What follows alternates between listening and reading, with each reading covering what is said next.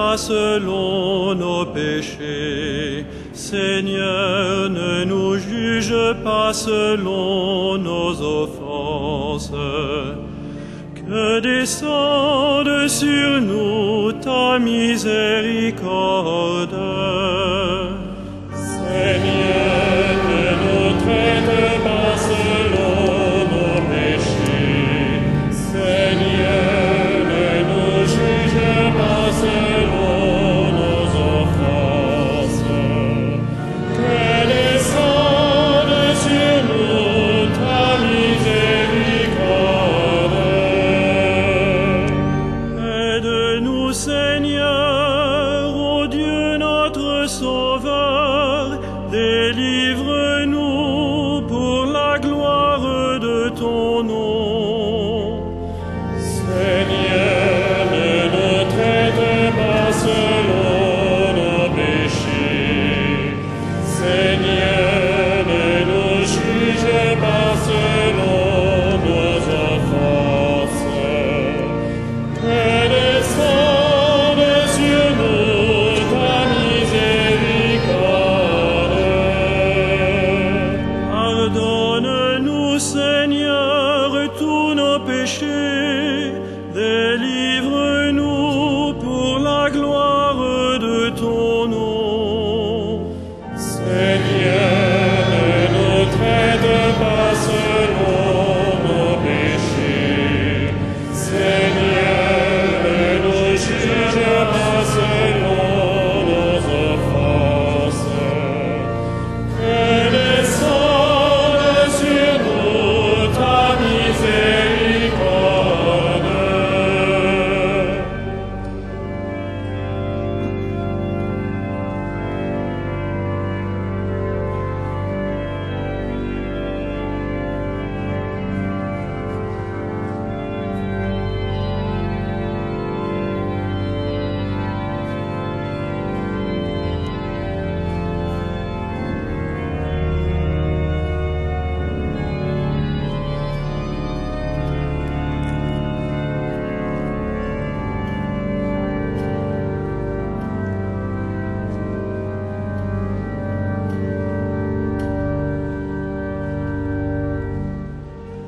Gloire à toi, Seigneur, dans les siècles sans fin.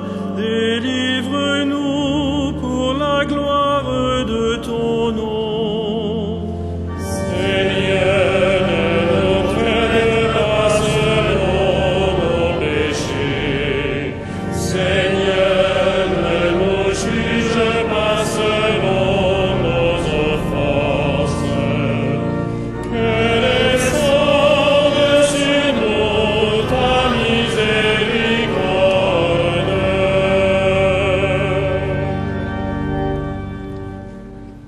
Au nom du Père et du Fils et du Saint-Esprit, la paix soit avec vous.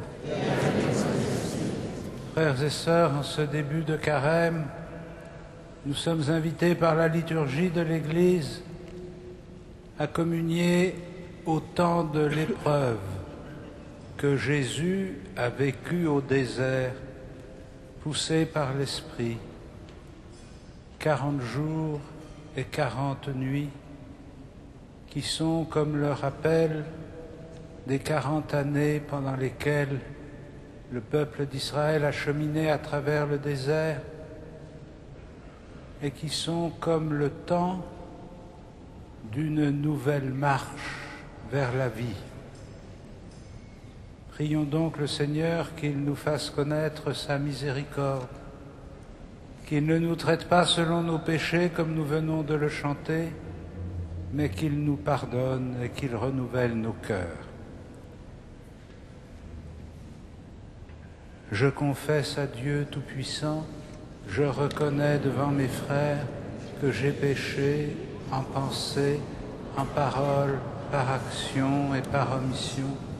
Oui, j'ai vraiment péché.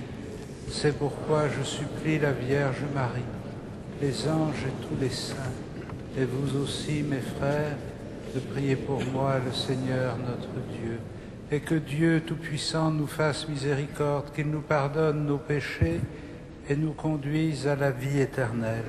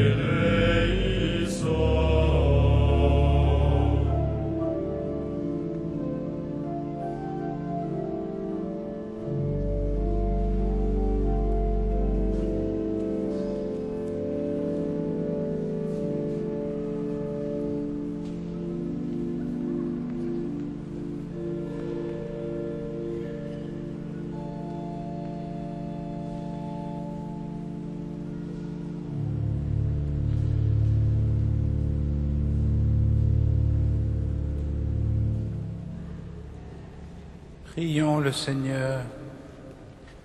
Dieu Tout-Puissant, accorde-nous tout au long de ce carême de progresser dans la connaissance de Jésus-Christ et de nous ouvrir à sa lumière par une vie de plus en plus fidèle, lui qui vit et règne avec toi dans l'unité du Saint-Esprit, maintenant et pour les siècles des siècles.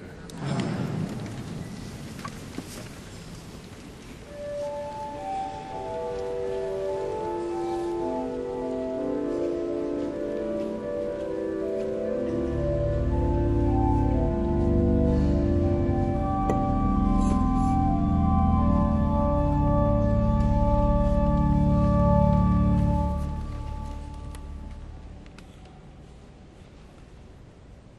Lecture du livre de la Genèse.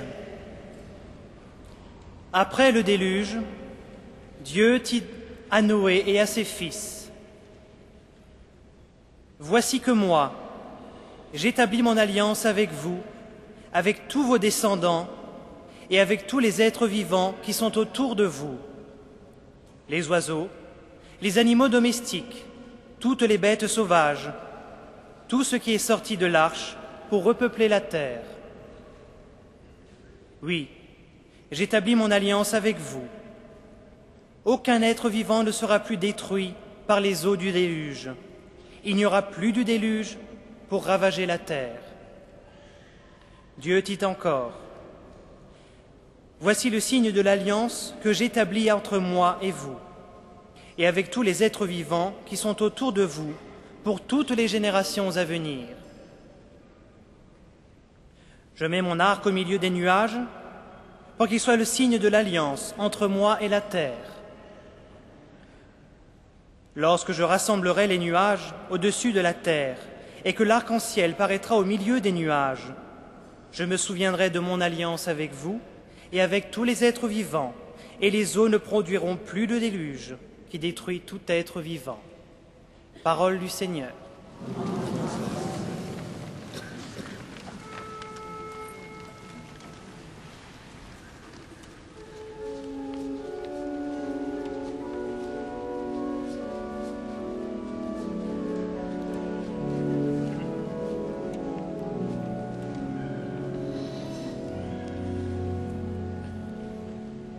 Fais-moi connaître tes chemins, Seigneur, guide-moi dans ta vérité. Fais-moi connaître tes chemins, Seigneur, guide-moi dans ta vérité. Seigneur, enseigne-moi tes voies. Fais-moi connaître ta route. Dirige-moi par ta vérité, enseigne-moi, car tu es le Dieu qui me sauve. Fais-moi connaître tes chemins, Seigneur, guide-moi dans ta vérité. Rappelle-toi, Seigneur, ta tendresse, ton amour qui est de toujours. Oublie les révoltes, les péchés de ma jeunesse. Dans ton amour, ne m'oublie pas. Fais-moi connaître tes chemins, Seigneur, guide-moi dans ta vérité. Il est droit, il est bon le Seigneur, lui qui montre aux pécheurs le chemin. Sa justice dirige les humbles, il enseigne aux humbles son chemin. Fais-moi connaître tes chemins, Seigneur, guide-moi dans ta vérité.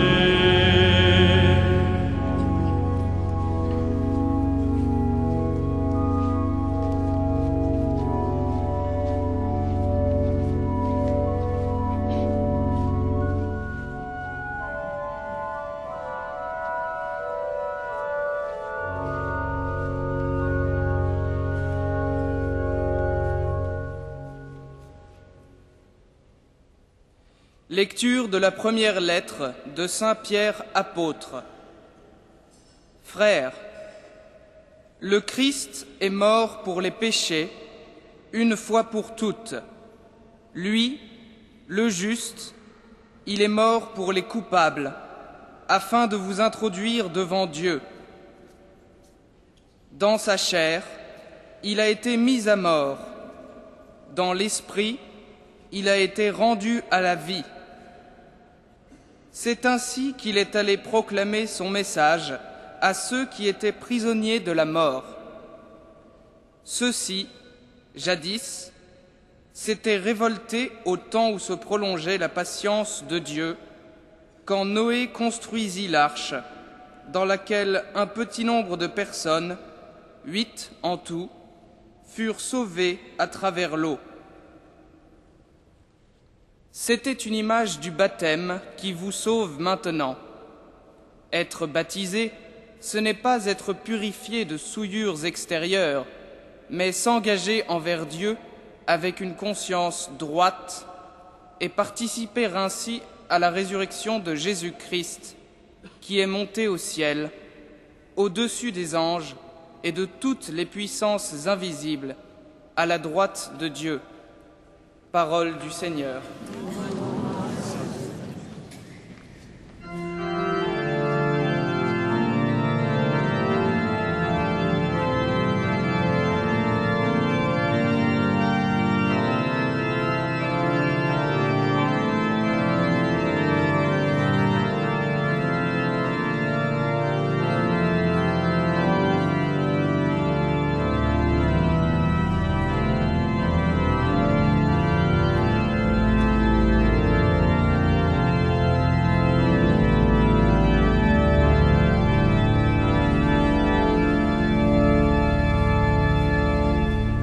Ta parole, Seigneur, est vérité, et ta loi délivrance. Ta parole, Seigneur, est vérité, et ta loi délivrance. L'homme ne vit pas seulement de pain, mais de toute parole venant de la bouche de Dieu. Ta parole, Seigneur, est vérité, et ta loi délivrance.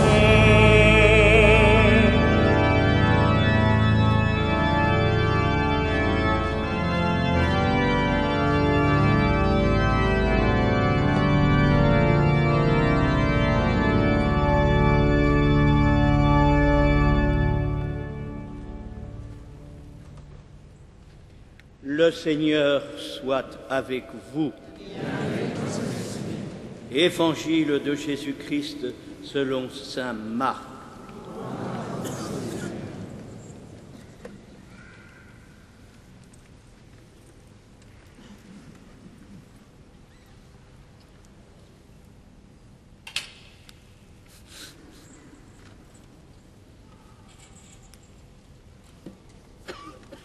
Jésus venait d'être baptisé. Aussitôt, l'Esprit le pousse au désert. Et dans le désert, il resta 40 jours tenté par Satan. Il vivait parmi les bêtes sauvages et les anges le servaient.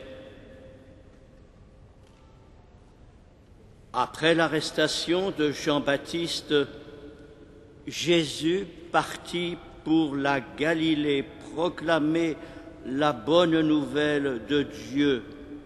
Il disait: « Les temps sont accomplis, le règne de Dieu est tout proche. Convertissez-vous et croyez à la bonne nouvelle. » Acclamons la parole de Dieu.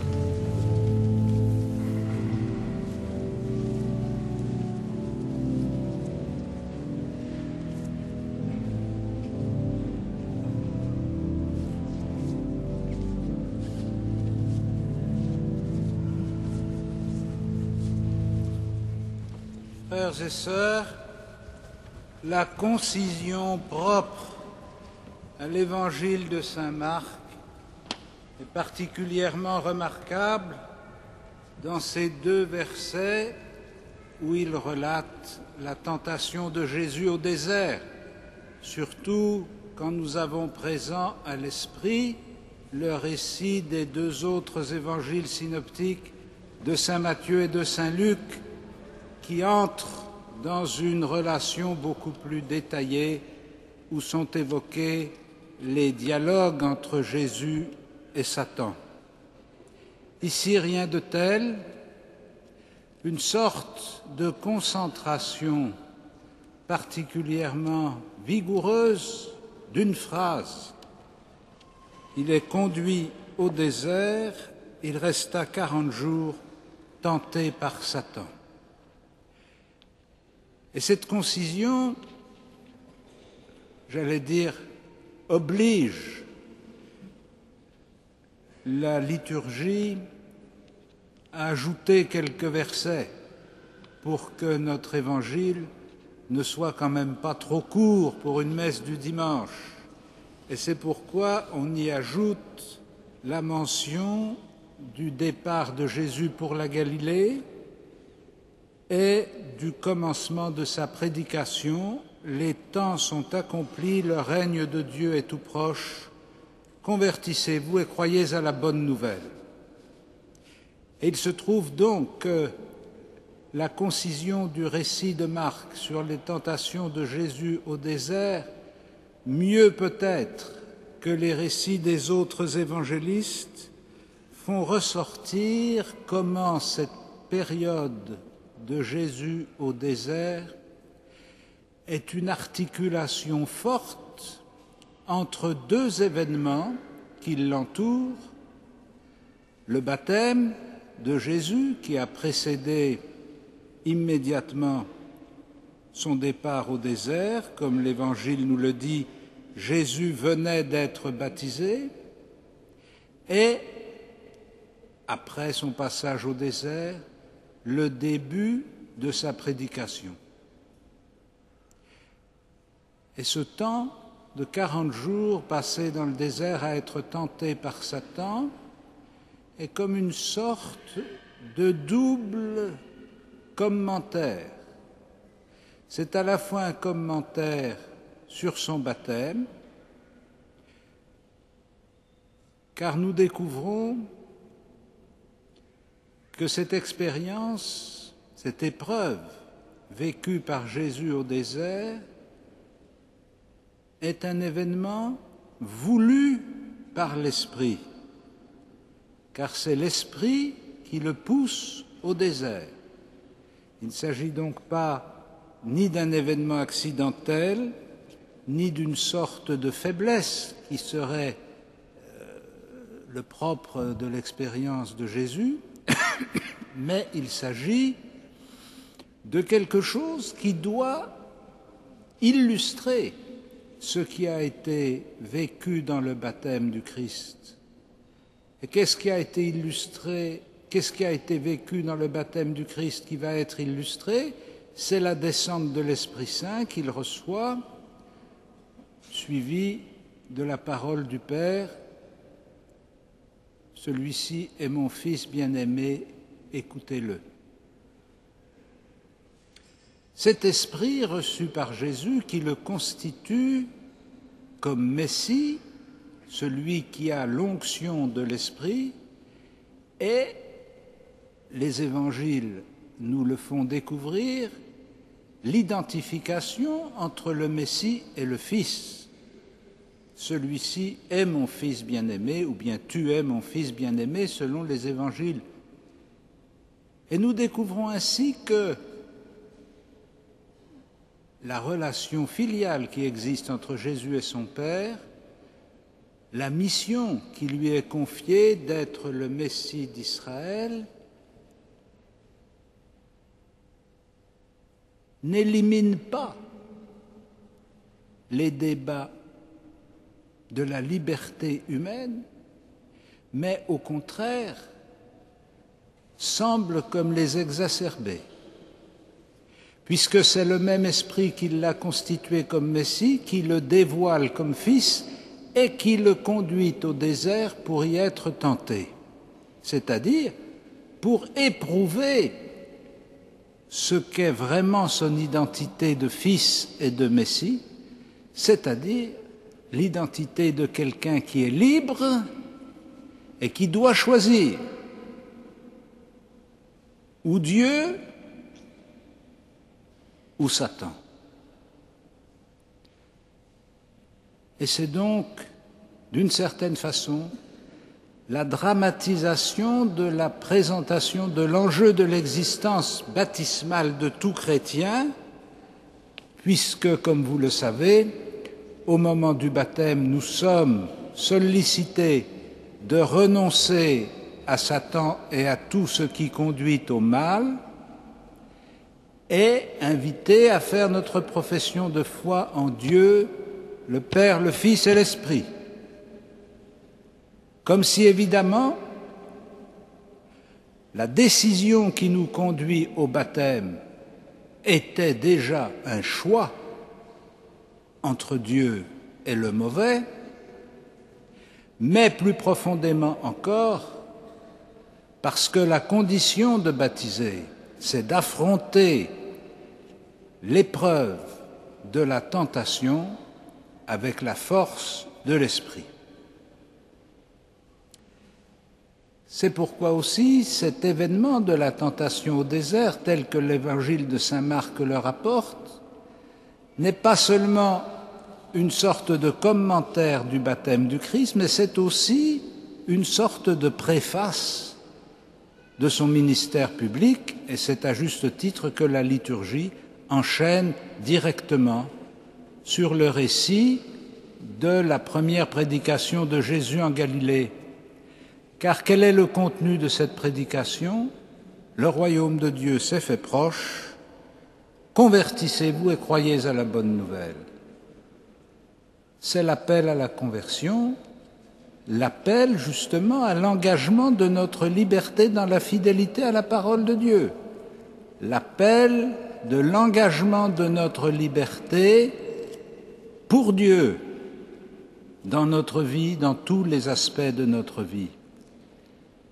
Et c'est ainsi que Pierre, dans son épître, peut exprimer que le baptême n'est pas d'être purifié d'une souillure extérieure, comme si, à l'exemple des pratiques courantes, ou au moins assez répandues dans l'Orient ancien, le baptême était simplement une ablution, ce qu'il était dans le cas du baptême de Jean-Baptiste. Il appelait les pécheurs à la conversion, et en signe de cet appel à la conversion et de leur désir de conversion, il les faisait plonger dans le Jourdain. Mais il s'agissait là d'une purification extérieure d'une certaine façon. Or, ce que Pierre nous dit, c'est que le baptême, ça n'est pas une purification extérieure, c'est une purification intérieure. C'est s'engager envers Dieu avec une conscience droite. Et donc l'enjeu du baptême, ça n'est pas simplement de recevoir un rite, mais c'est d'engager une liberté et un choix. Et sans cette liberté et sans ce choix, il n'y a pas de baptême chrétien. Il peut y avoir un rite païen fait dans une église, ça c'est très possible. Mais ça n'est pas un baptême chrétien. Le baptême chrétien dans le Christ, c'est l'engagement envers Dieu avec une conscience droite. Et cet engagement doit être perceptible d'une certaine façon. On doit voir ce que ça change. Vous le savez, hier après-midi, j'ai eu la joie de présider ici même l'appel décisif de 311 adultes qui vont être baptisés, confirmés et qui vont communier au cours de la vigile pascale. Et ces 311 personnes ne s'engagent pas simplement pour une purification de souillure extérieure, pour reprendre les mots de l'épître de Pierre, mais ils s'engagent pour une véritable détermination de leur liberté à l'égard de Dieu. Être appelé à la conversion, convertissez-vous et croyez à la bonne nouvelle, c'est précisément être remis en face de cette détermination initiale qui est célébrée dans le baptême par la grâce de la mort et de la résurrection du Christ qui était préfigurée dans l'épisode du déluge et de l'arche de Noé. Prions donc le Seigneur que nous prenions meilleure conscience de l'enjeu de notre baptême, de l'enjeu du baptême de ceux qui vont être baptisés pour Pâques, et de l'appel à la conversion qui nous ramène à l'origine de notre vie chrétienne, à cet engagement envers Dieu avec une conscience droite. Amen.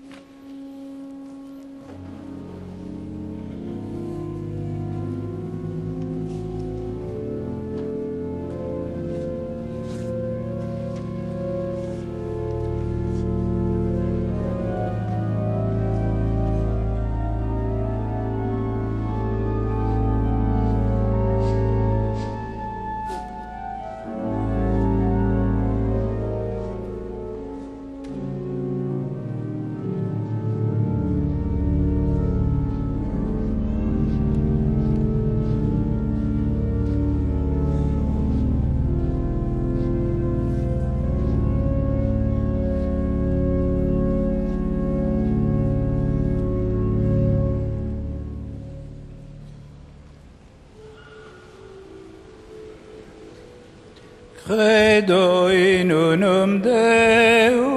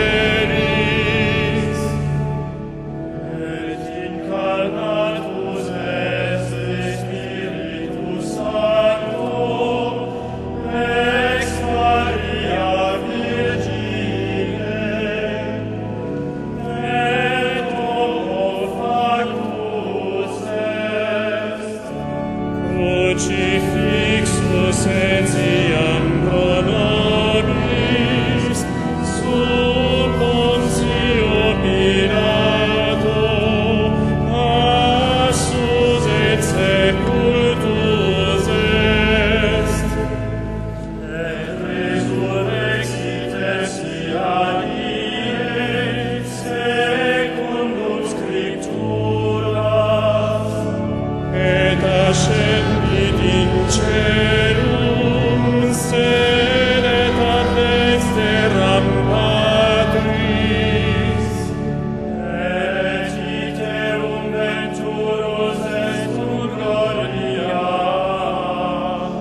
iudicare vivos et mortuos, cuius regni noberit vis, et in spiritum sanctum Dominum, et vivificantem, qui ex Patre Filioque procedit, cum Patre et Filio simul adoratur, et glorificatur,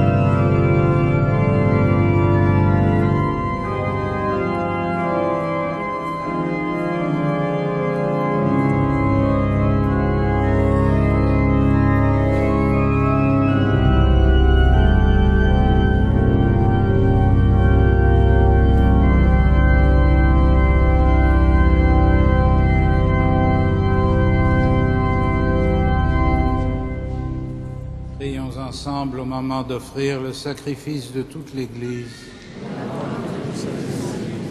Seigneur, avec cette Eucharistie, nous commençons notre marche vers Pâques. Fais que nos cœurs correspondent vraiment à nos offrandes. Par Jésus, le Christ, notre Seigneur. Le Seigneur soit avec vous. Et avec votre esprit. Élevons notre cœur. Nous le tournons vers le Seigneur. Rendons grâce au Seigneur, notre Dieu. Cela est juste et bon. Vraiment, il est juste et bon de te rendre gloire, de t'offrir notre action de grâce toujours et en tout lieu. À toi, Père très saint, Dieu éternel et tout-puissant, par le Christ notre Seigneur. En jeûnant 40 jours au désert, il consacrait le temps du carême. Lorsqu'il déjouait les pièges du tentateur, il nous apprenait à résister au péché pour célébrer d'un cœur pur le mystère pascal et parvenir enfin à la Pâque éternelle.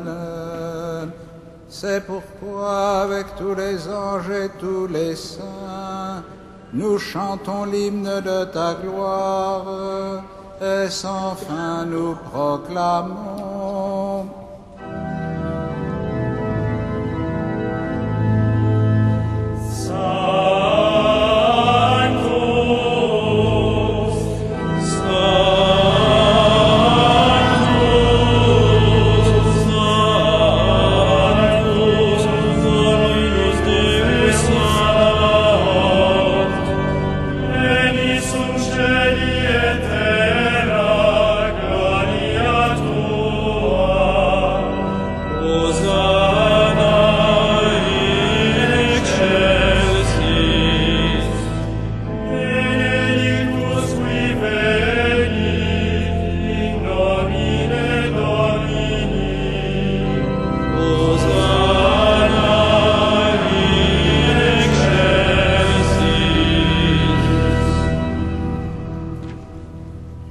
Saint Dieu de l'univers, et toute la création proclame ta louange.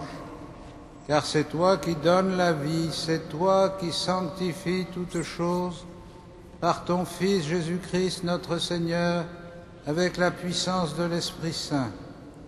Et tu ne cesses de rassembler ton peuple afin qu'il te présente partout dans le monde une offrande pure. C'est pourquoi nous voici rassemblés devant toi. Et dans la communion de toute l'Église, en ce premier jour de la semaine, nous célébrons le jour où le Christ est ressuscité d'entre les morts. Par lui que tu as élevé à ta droite, Dieu notre Père, nous te supplions de consacrer toi-même les offrandes que nous apportons. Sanctifie-les par ton Esprit pour qu'elles deviennent le corps et le sang de ton Fils Jésus-Christ notre Seigneur, qui nous a dit de célébrer ce mystère. La nuit même où il fut livré, il prit le pain. En te rendant grâce, il le bénit, il le rompit et le donna à ses disciples en disant : « Prenez et mangez-en tous, ceci est mon corps livré pour vous. »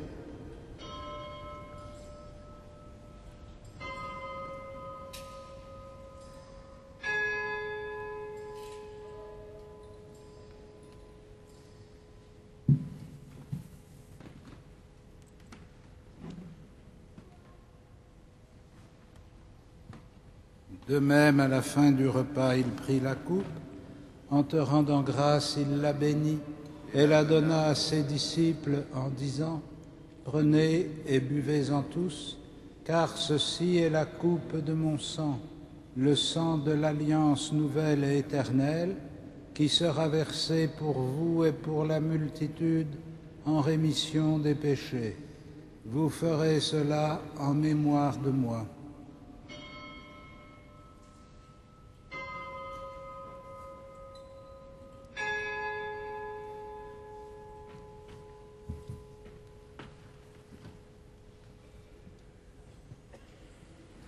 Il est grand le mystère de la foi. Nous proclamons ta mort, Seigneur Jésus. Nous célébrons ta résurrection. Nous attendons ta venue dans la gloire. En faisant mémoire de ton Fils, de sa passion qui nous sauve, de sa glorieuse résurrection et de son ascension dans le ciel, alors que nous attendons son dernier avènement, nous présentons cette offrande vivante et sainte pour te rendre grâce. Regarde, Seigneur, le sacrifice de ton Église et daigne reconnaître celui de ton Fils qui nous a rétablis dans ton alliance. Quand nous serons nourris de son corps et de son sang et remplis de l'Esprit Saint, accorde-nous d'être un seul corps et un seul esprit dans le Christ.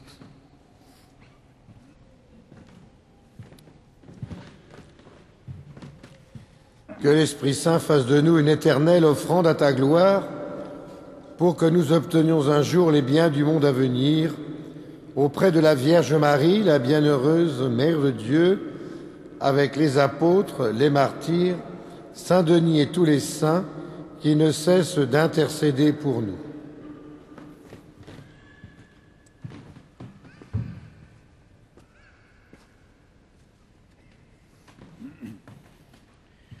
Et maintenant, nous te supplions, Seigneur, par le sacrifice qui nous réconcilie avec toi, étends au monde entier le salut et la paix.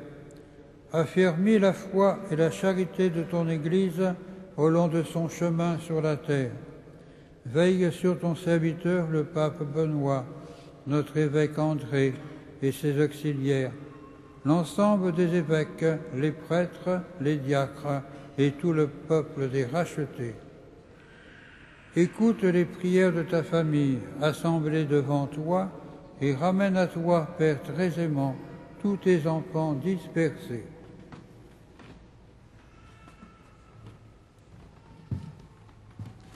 Pour nos frères défunts, pour les hommes qui ont quitté ce monde et dont tu connais la droiture, nous te prions. Reçois-les dans ton royaume où nous espérons être comblés de ta gloire tous ensemble et pour l'éternité, par le Christ notre Seigneur, par qui tu donnes au monde toute grâce et tout bien. Par lui, avec lui et en lui. À toi, Dieu le Père Tout-Puissant, dans l'unité du Saint-Esprit. Amen. Tout honneur et toute gloire pour les siècles des siècles.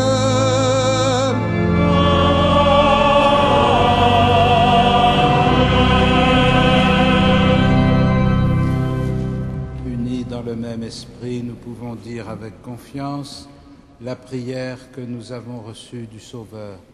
Notre Père, qui es aux cieux, que ton nom soit sanctifié, que ton règne vienne, que ta volonté soit faite sur la terre comme au ciel. Donne-nous aujourd'hui notre pain de ce jour. Pardonne-nous nos offenses, comme nous pardonnons aussi à ceux qui nous ont offensés. Et ne nous soumets pas à la tentation, mais délivre-nous du mal. Délivre-nous de tout mal, Seigneur, et donne la paix à notre temps. Par ta miséricorde, rends-nous libres du péché, rends-nous forts devant les épreuves en cette vie, où nous espérons le bonheur que tu promets et l'avènement de Jésus-Christ, notre Sauveur.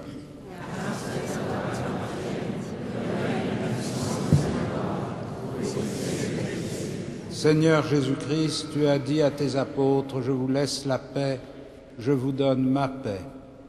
Ne regarde pas nos péchés, mais la foi de ton Église. Pour que ta volonté s'accomplisse, donne-lui toujours cette paix et conduis-la vers l'unité parfaite, toi qui règnes pour les siècles des siècles. Amen. Et que la paix du Seigneur soit toujours avec vous. Frères et sœurs, dans la charité du Christ, donnez-vous la paix.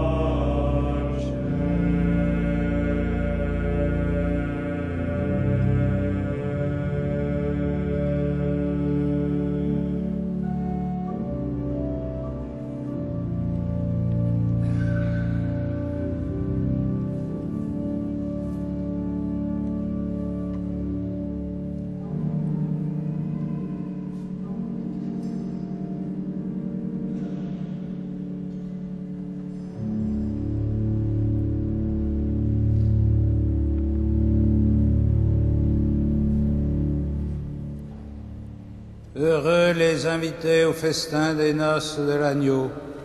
Voici l'agneau de Dieu qui enlève le péché du monde.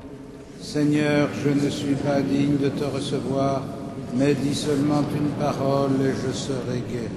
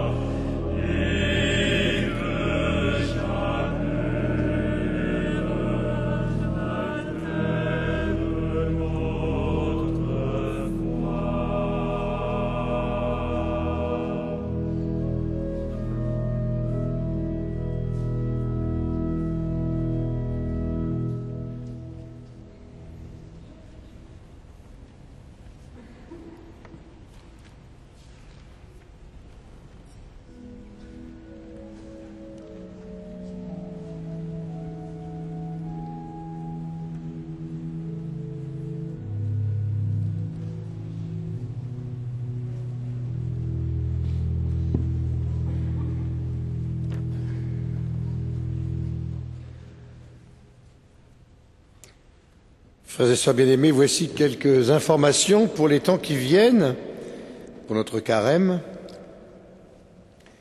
Tout d'abord, vous aurez noté que ce soir, à 20h45, c'est une nouveauté, il y aura donc un débat avec le conférencier de cette conférence de carême aujourd'hui, Maître Alain Decaux.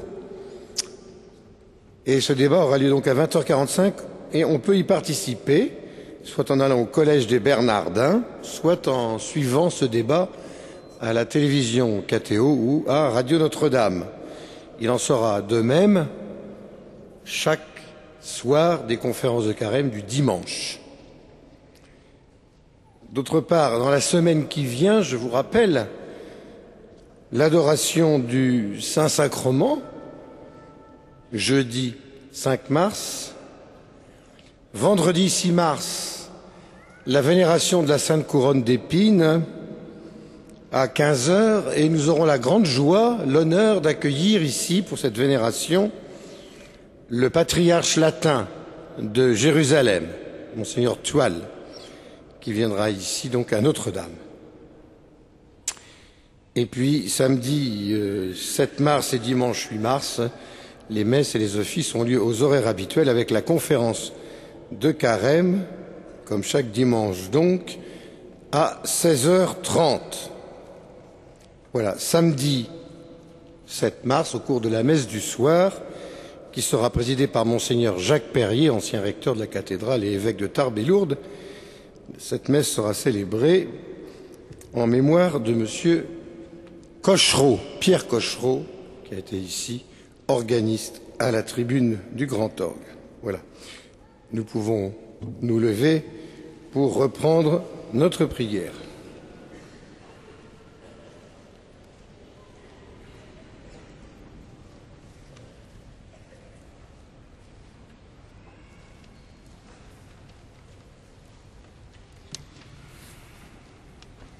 Seigneur notre Dieu, le pain que nous avons reçu de toi a renouvelé nos cœurs. Il nourrit la foi, il fait grandir l'espérance et il donne la force d'aimer. Apprends-nous à toujours avoir faim du Christ, seul pain vivant et vrai, et à vivre de toute parole qui sort de ta bouche, par Jésus le Christ, notre Seigneur.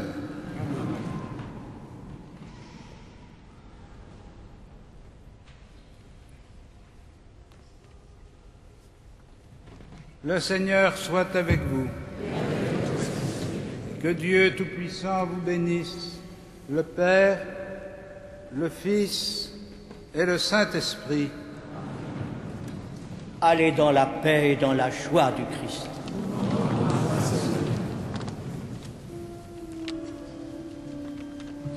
Ave Regina Celorum.